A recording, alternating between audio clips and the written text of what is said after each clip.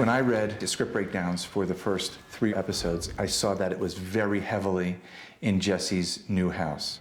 Up until this point, we had been using a practical house. What they had scripted to happen in this house was just not going to happen because it had been bought by new owners and they had fixed it up. So I made a very, very strong case for building that as a set. So we built a set that was a little bit larger than the real living room that we had been shooting in to give ourselves a lot of flexibility in shooting. And it also had flyaway walls, flyaway ceilings, and I came up with a lighting style that allowed us to shoot very quickly in there. Oh my God. You'll see when you see the shows that that room is wall-to-wall people, either laying down, partying, smoking, dancing, drinking, and there's absolutely no visible means of light in that set. And that was all part of the design. We accomplished this by lighting from above, from the windows. We had what we call techno cranes in there, which are extending arm cranes so that we could put the crane outside of this room and extend the crane all the way to the other end of the room. This season we introduced some new language into the vocabulary of Breaking Bad. In the party sequence at Jesse's, we used basically a still camera that uses a burst effect of 7 frames per second.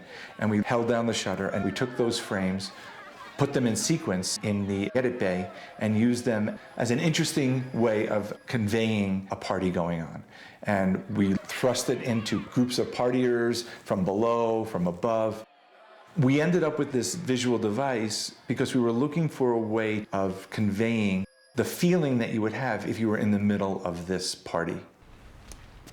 We've had a very quick succession of shots that really take us through a chaotic sort of mindset that he's been in.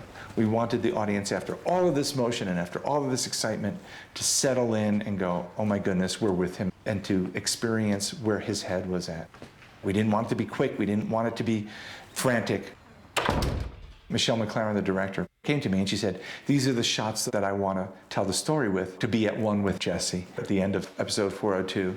And I said, you know, to me, it's one shot. So we took her 3 shots that she had, we put them into one, and we did a lyrical move from one into the other. It's the same 3 shots, but we just made them into one. And it's almost like an out-of-body experience that shows him settling down in front of one of these big speakers with all of this party detritus around him and garbage and beer cans and crack pipes, just hitting the absolute bottom emotionally.